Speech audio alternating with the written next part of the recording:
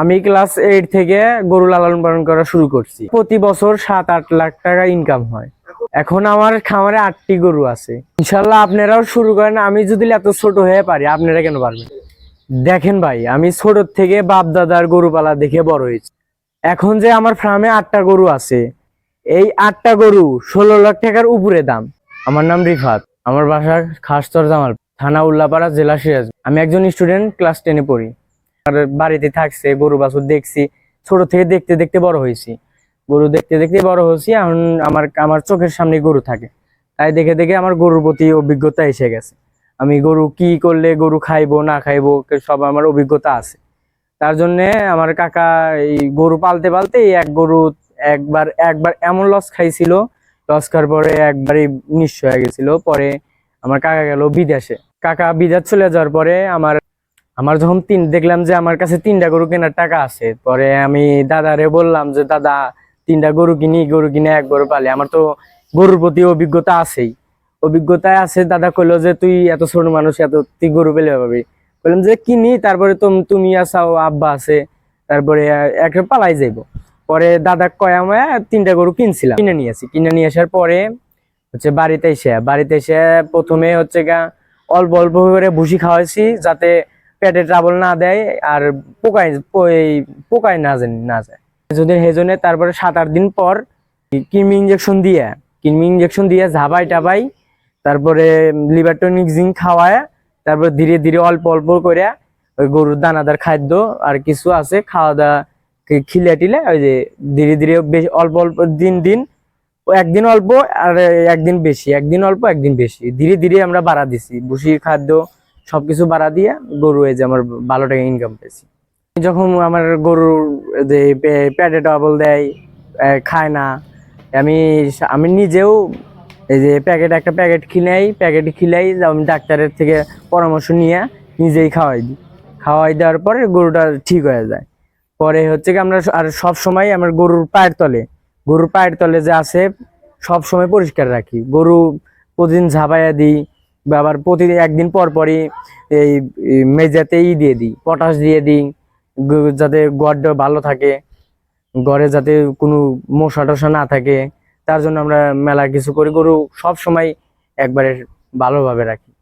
সবকিছু বুঝি বলতে আমি জানা মতো আমার দাদা আছে, আমার আব্বু আছে, তাদেরকে বলি। আমারও কিছু অভিজ্ঞতা আছে। আমি যে একটা গরু খাইতেছে না, কি হয়েছে না হয়েছে আমি কয়ে দিতে পারি যে গরু এইটা নিয়ে আসলে এইটা নিয়ে খিলেলি তাই ঠিক হয়।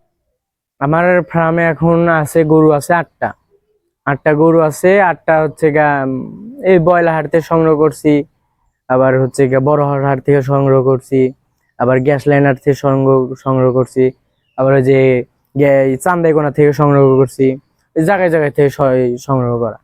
আমার খেয়াল হচ্ছে দেখছি গরুর হাত পা মোটা আছে কিনা, আর ওই যে নাভি নামাইনা আছে কিনা, আর ঝুলটা নরম আছে, চামড়াটাকে নরম আছে কিনা। সে আবার দেখছি যে গরুটা উষা মুসা কেউ আছে না, হাত পায়ে বড় বড় আছে নাকি। আমি যখন আমরা একটা গরু কিনে আমরা প্রতিবারই যখন গরু কিনি তখনই আমার বেচার নিয়ত থাকে যে আমি কুরবানির আগে বেচবো। আমার ছোট থেকে আমি যে গরু পালছি, আমার অভিজ্ঞতা আছে যে আমি একটা গরু যদি পালি আমার তাহলে ভালো টাকা ইনকাম হবে। গরু খাইবে বলে মোটা হবে, বড় হবে।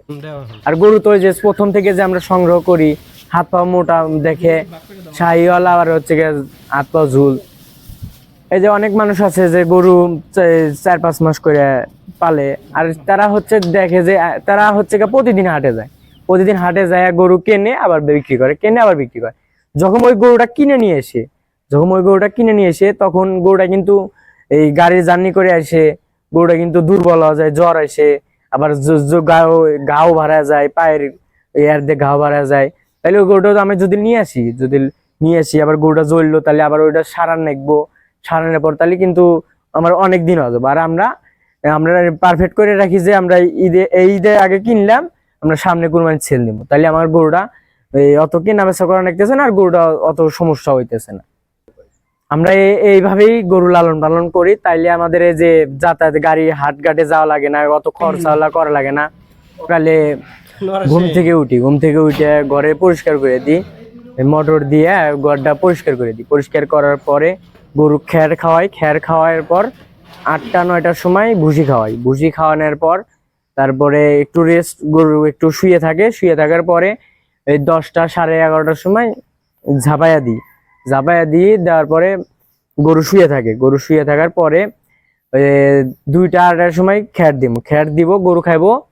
আর হচ্ছে 3 4টা 4:30টার সময় খিলামু ভুসি, খিলানোর পরে অল্প একটু খ্যার দিমু, খ্যার দিয়ে খায়া দেয় ওরা ঘুম পাইবো, আর কোনো কাম নেই। আমার ফার্মে যেগুলো গরু আছে, আমরা আশা করতেছি যে সামনে কুরবানি ঈদের আগে আমরা গরুর ভালো দাম পাবো, যেমন 2,80,000, 2,70,000, আবার হচ্ছে 2.5 লাখ, আবার 230, এই দামে আমরা গরু সেল করব। ভালো যদি আমার কাছ থেকে কেউ গরু নিতে চায় তাহলে আমার স্ক্রিনে দেওয়ার নাম্বার থাকবে, আমার সাথে যোগাযোগ করবেন বা আমার দাদার সাথে যোগাযোগ করবেন। আপনাদের যদি এসে গরু দেখে পছন্দ হয়, দামে যদি আপনাদের সাথে পড়ে, তাহলে গরু নিয়ে যেতে পারবেন, সমস্যা। আপনাদের এই ভিডিও দেখে যদি গরু নিতে চাইতেছেন বা দেখে পছন্দ হয়েছে যদি দেখতে চান, তাহলে আমাদের যে স্ক্রিনে দেওয়া নাম্বার থাকবে, আপনি ফোনে যোগাযোগ করে হোয়াটসঅ্যাপ দিয়ে ভিডিও করে দেখতে পারে। মানুষ ছোট থেকে কিন্তু বড় হয়, তাহলে ছোট অল্প অল্প করে গরু প্রথমে কিনে, তারপরে যদি লাভবান হয় তারপরে সে একটা বড় পজিশনে যাবে। তার জন্য তাকে অল্প অল্প গরু কিনে আগে দেখতে হবে যে আমার এটা কিছু পোষায় নাকি, তারপরে একটা বড় পজিশনে যেতে পারবে। আমার ভবিষ্যৎ পরিকল্পনা হচ্ছে গিয়ে, আমার এই যে ছোট থেকেই আমি গরু পেলে বড় হয়েছি, এখন আমার নিয়ত যে আমি এখন কিনছি 8টা, আমি পরের দাবার কিনবো 15টা, তারপরে আমি ধীরে ধীরে আগায় যাবো, ধীরে ধীরে গরু বেশি করবো, আর ঘর ভালোভাবে সাজামো, গরু আরো বেশি করবো। চাকরি বাকরি বলতে, এই পড়াশোনার পাশাপাশি আমি চাকরি বাকরি নিজের মেনসের কাছে কি আমি চাকরি করবো। আমার যদি একটা গরু ফার্ম থাকে, তাহলে কি আর আমার মেনসের আন্ডারে কাম করতে হবে? আমার এখানে 5-6 জন কাজ করতে হবে। আমার প্রতি বছরে এই বছর শেষে আমি যখন কুরবানির আগ দিয়ে গরু বিক্রি করি, তখন আমার এই গরু বিক্রি করার পর ওই যে 6-7 লাখ 8 লাখ টাকা থাকে। আমি ক্লাস 8 থেকে গরু লালন পালন করা শুরু করছি, প্রতি বছর 7-8 লাখ টাকা ইনকাম হয়।